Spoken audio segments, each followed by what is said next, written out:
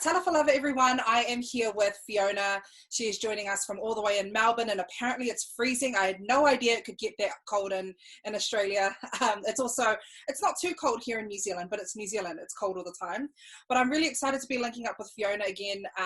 Fiona is the woman in charge, the chief from the Fiji Book Drive, and she also does other incredible things as well. So I'm really excited, Fiona. Thank you for joining me again. Thank you. I'm excited to have you. So we'll start off by telling us a little bit about yourself. Sure. And thank you for having me. So my name's Fiona Luth. I'm a 40-something mother of 3 children. I'm the founder and boss lady, if you like, of Fiji Book Drive. I like to keep healthy and fit, but I do have a few treats in there as well. Happily married. My husband supports the charity. What else? Live in Melbourne. Used to be an English teacher. And of course I love books. Yeah, of course. What do you like to read? Such a wide range of things. I mean, I most recently read our ex-Prime Minister Malcolm Turnbull's memoir, which was mostly interesting, and the chapter on tax was a little boring, but such a wide range of things. I couldn't even be fiction, non-fiction, cornflake packets, you name it. So when you're on a plane, do you always carry a book with you when you're traveling? Yes. You're one of those travelers. Yes. I love that. That's so cool. How is your family doing during this pandemic? I know here in New Zealand, we're moving down to, we're at level 2 right now, which is good. So if we go out into the streets, it looks a little bit normal. I'm not as busy as it usually would be, but I'm just wondering what it's like in Australia for you and your family. Well, I mean, I think our family is extremely blessed because no one works in hospitality where people have just lost their jobs. No one works in the arts. So we've got the same level of income coming in that we had beforehand. And also we have a warm and comfortable house. So look, I think we're doing pretty well. I mean, I'm homeschooling a 6-year-old, which involves a lot of patience. And to be honest, the material you teach grade 1s, it's pretty basic. So I don't find it that stimulating. So that's a challenge in itself. And my 2 older children are sort of self-managers and self-motivated. Having said that, I mean, it does present its challenge. It sometimes it is a bit boring, but our restrictions have just relaxed a bit. We can have 5 people over to our house. So restaurants and pubs are still closed. I think we're managing pretty well. Nice. Are your children looking forward to going back to school? Very much. And it's kind of funny. I feel like in a way take school away from them and then they appreciate it all the more. Yeah. And are you excited to have them back at school? Yes, particularly the 6-year-old, just so I can do more of my charity work and stuff and my exercise more in the morning.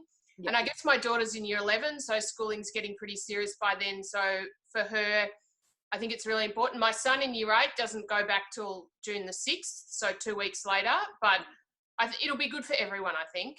Yeah, that's true. I'm actually quite happy to be back at work. I was on working from home for 7 weeks. So okay.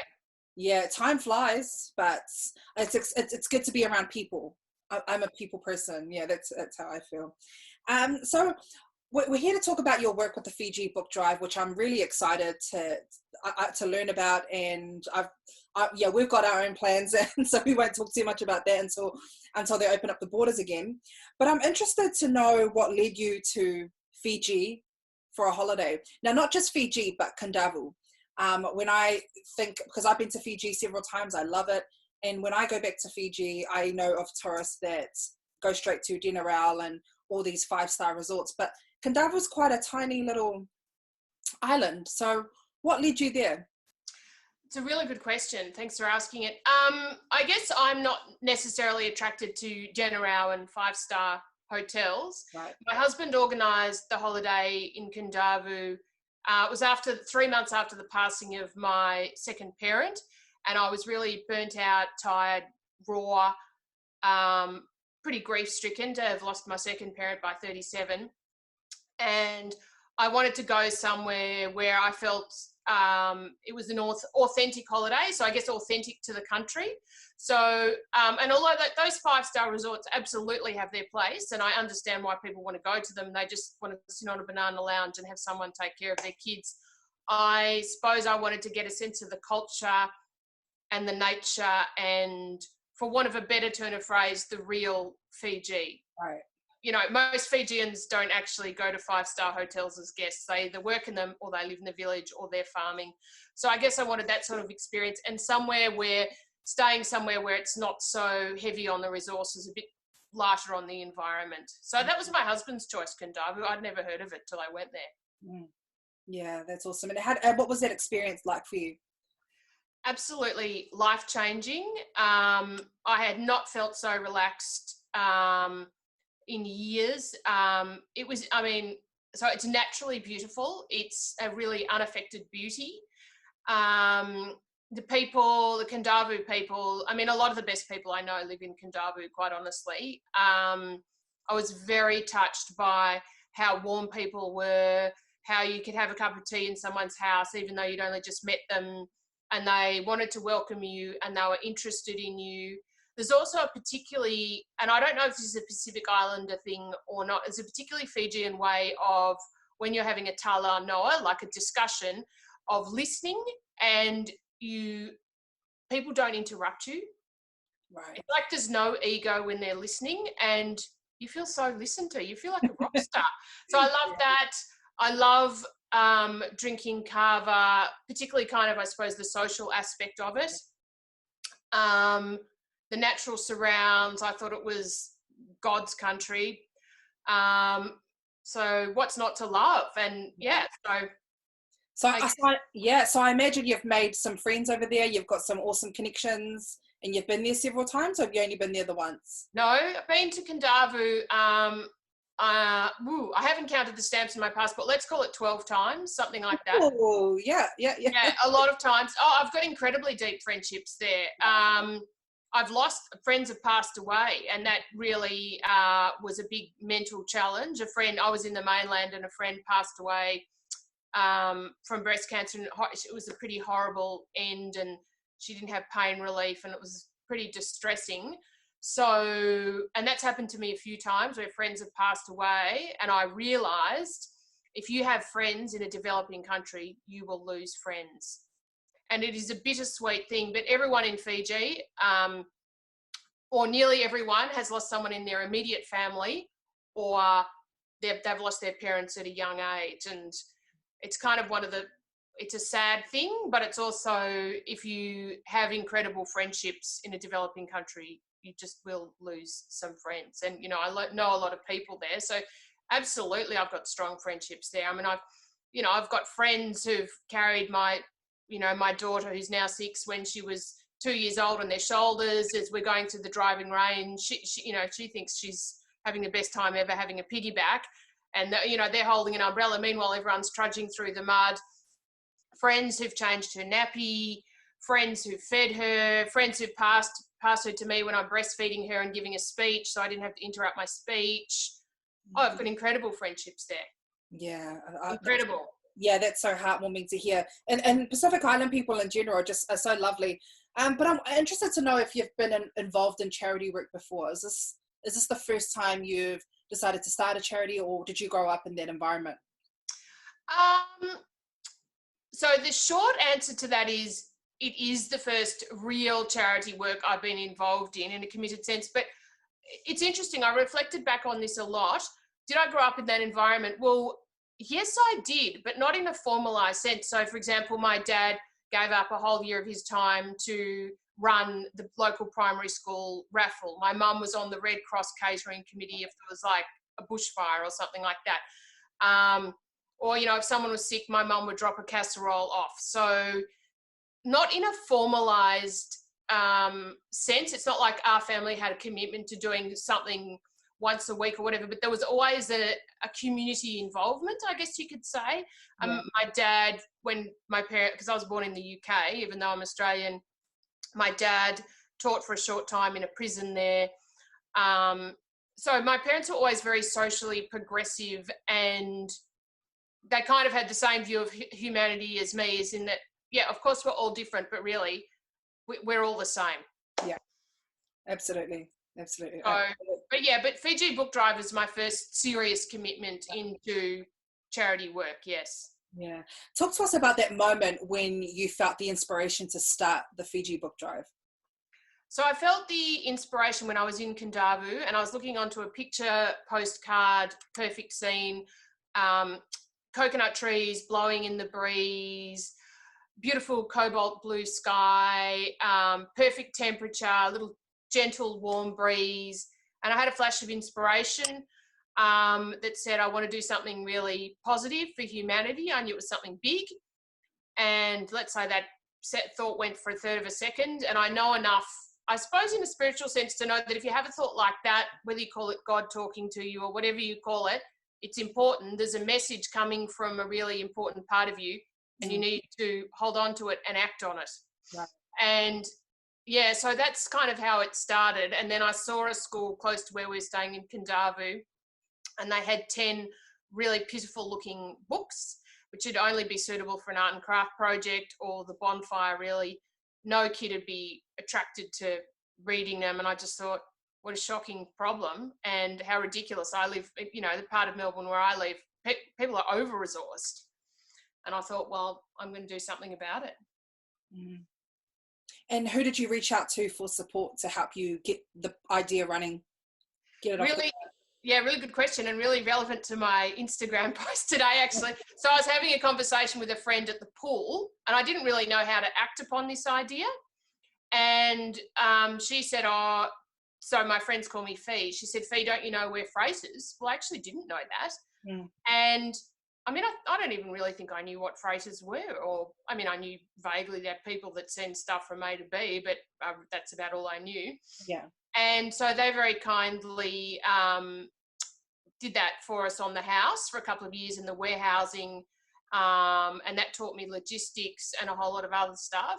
And they're incredibly generous, and generous in terms of I was inexperienced, so I made blunders. And yeah, I definitely made mistakes, but they were really, and that sort of gave it legs, was the 4 years of free freighting and warehousing and logistics. And from there, I felt like I could do it. Yeah, that's so cool. So do you want to give a shout out to this friend? Oh, Laura, you rock. Shout out to you, Laura. You're amazing. Awesome. Yeah, and Andrew, your husband. Yeah, awesome. So talk to us about the Fiji Book Drive. For those of you who are just joining us now, what is it all about?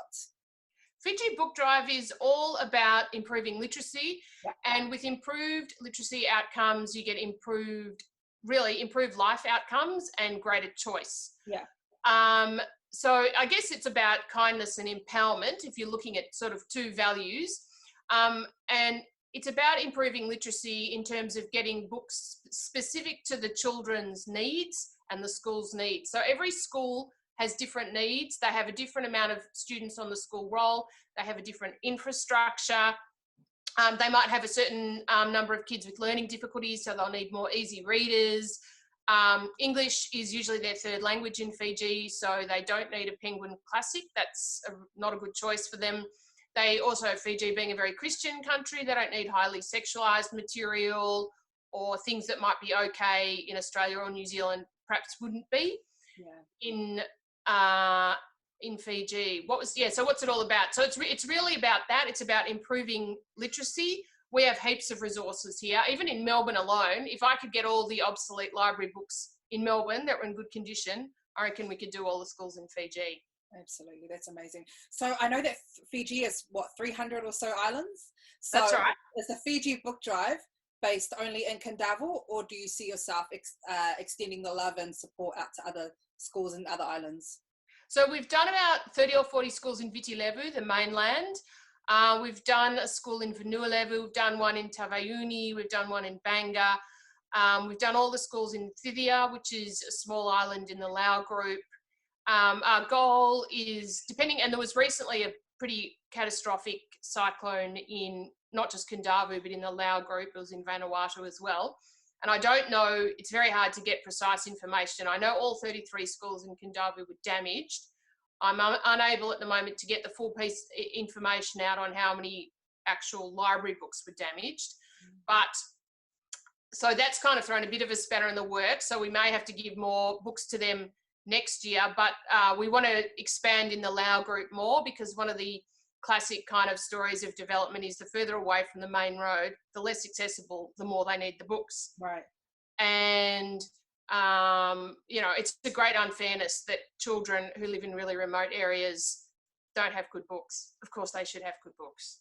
Yeah. Have you ever spoken to some of the children before? I'm just wondering if they have, I'm sure they all have hopes and dreams to become firefighters, doctors, nurses. Have you ever had a conversation with any of the teachers or the kids about their dreams and aspirations? Absolutely. Yes, we do that all the time. It's really, kids want to be, so there's lots of classic like policeman, nurse, doctor, pilot.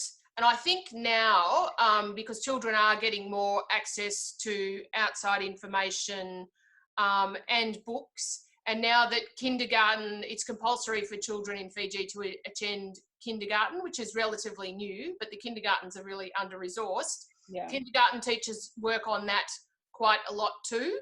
So because of a whole lot of society, and the country is developing, but because of a whole lot of societal changes and access to books, they say the sort of things you'd expect kids in Australia and New Zealand to say. I mean, they don't say graphic designer or I don't know, something IT worker, but they say the sort of classic things like policeman, fireman. Yeah. Kids have ambitions, definitely. Some say farmer, not that many actually. Yeah. I would love to, no, actually, I wouldn't love to be a farmer, but I'd love to live on a farm. Yeah. Good. You mentioned Divya. I Googled it. So after our first chat, I went and had a Google and I thought, oh my gosh, I need to go there. Yes, you do. So do you like it there? To put it mildly, I absolutely love it there. And the people I stayed with in Thivia, actually, this sort of blows my mind. This is the how extraordinary technology is. So I called my host, so she's in her 60s. You could call her Pooh, which is like the Lauan word for grandma, but I called her Susanna, and her husband Tutu, which means like grandpa. And he's the chief of the island. So it was a big privilege to stay with them. The house was pretty big. And they were instrumental in getting the organic movement in Thivia going. She's an incredible powerhouse. I think she was about number 4 in the Fiji Department of Agriculture. So she's travelled all around Fiji. Incredible powerhouse, and her husband as well. And so it's homestays only, but they're building a bure with a mixture of like modern methods, like using chainsaws and whatever, but it's a traditional bure, which means with no nails, with mangi, which is coconut rope. And so Tutu gets up at about 4:30 every morning, listens to Buller FM and lies down and weaves this mangi rope in the kitchen. Mm. It is so amazing to see. And yes, you should get to Thivia, and yes, you should stay with them. Okay, but I'm going to name drop you when I get there. Oh, no, they'd be delighted to have you. And the part I was getting to is, so I'm in pretty regular contact with her, and I just adore these people. And I said, so the network, she has to go down to the beach, and you have to fiddle around to get network. And she was at the school, she messaged me, and I said, if you have time, and I knew it would chew up her data, but listen to this podcast, and you get a mention. She listened to that, and she was very happy that the word about Thivia was now, spreading to New Zealand. Oh, I love that. Awesome. That's so cool. Hey, look, just, this whole talanoa that we're having is incredible, and it's very inspiring, but there's something else that comes to mind, and we have spoken about this before. It's about the conversations that we have amongst us people of colour, talking about people who aren't of colour, well, so European, white, heading over to these developing countries and trying to and better their society, which is awesome to see, but some of them may come across as white saviors. Have you ever dealt with that, or have you ever been worried about getting the label? I mean, yeah, I mean, that's something I'm acutely aware of, awesome. Myself, which one should be also, because I mean, historically in not just Fiji but lots of developing countries, lots of people have gone there and thought they knew best, and perhaps didn't immerse themselves in the culture and ask the people what was useful to them. And there are so many examples across the world of total lemon projects. And having said that, there's also been, in the past, like missionaries, people typically bag missionaries. They actually have done a lot of good. as well. So it's a mixed bag, but oh yes, I see that all the time. I mean, one frequent bugbear of mine is, so people hit me up for requests all the time. I don't mind requests from Fijian teachers, but, you know, we have a strategy where we don't just help schools, one here, one there. We'd be zigzagging all over Fiji. We go area by area. We work in consultation with the Director of Fiji Library Services. We talk to the relevant education officials. Like, we have a really well thought out strategy. I'm always talking to my operations manager. Should we go here? Should we go there? She surveys the schools beforehand.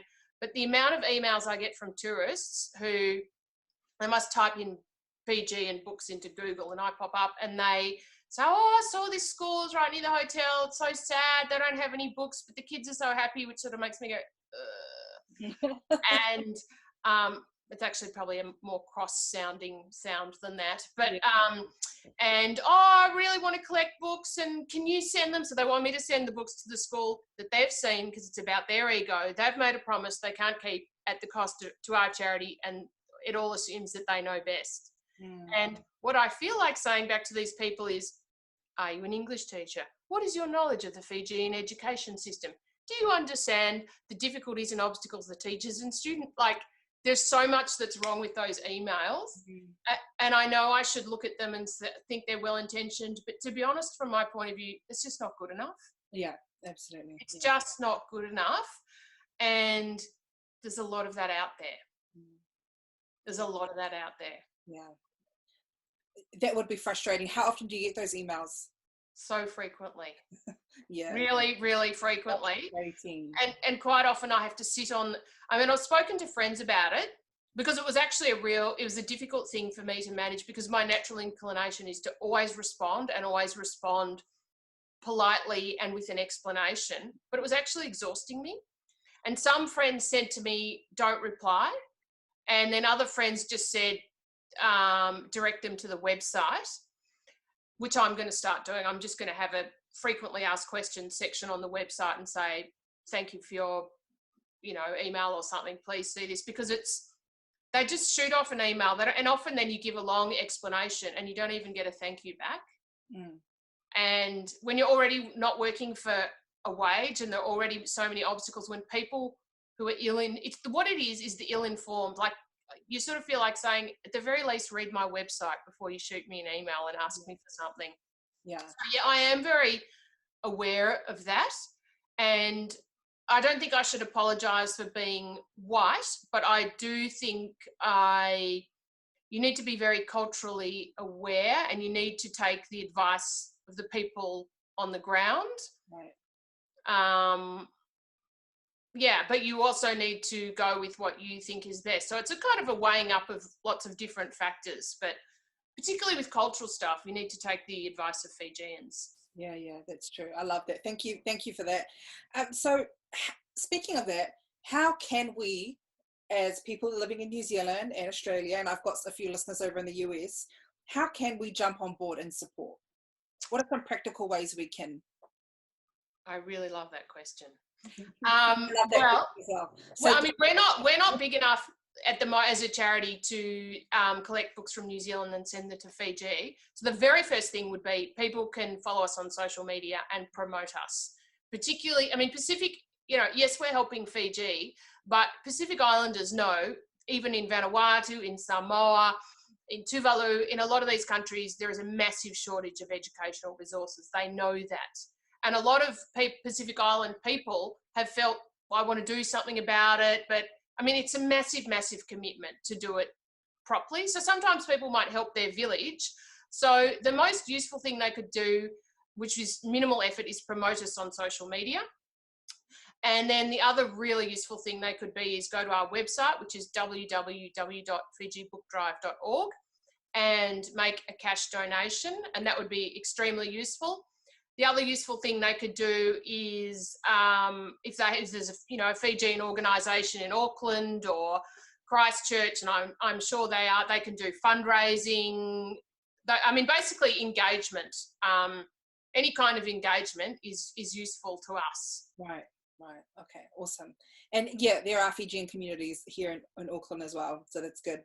So what's your vision for the Fiji Book Drive? conquering the world. Yeah.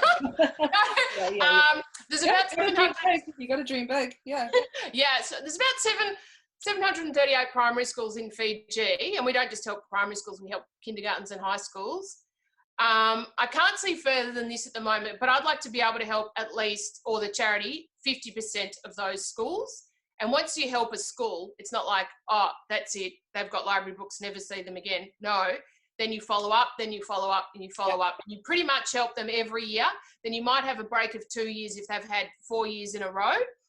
And basically, because the Fijian government, they get, I mean, sometimes, you know, it's a difficult one because they don't necessarily want us to help the same school year after year, because then they worry then it might be an extra school that has nothing. Right. So it's not, there's nothing hard and fast about it. You really have to judge it as you go, and you don't, you know, you're turning yourself inside out all the time to try and be fair.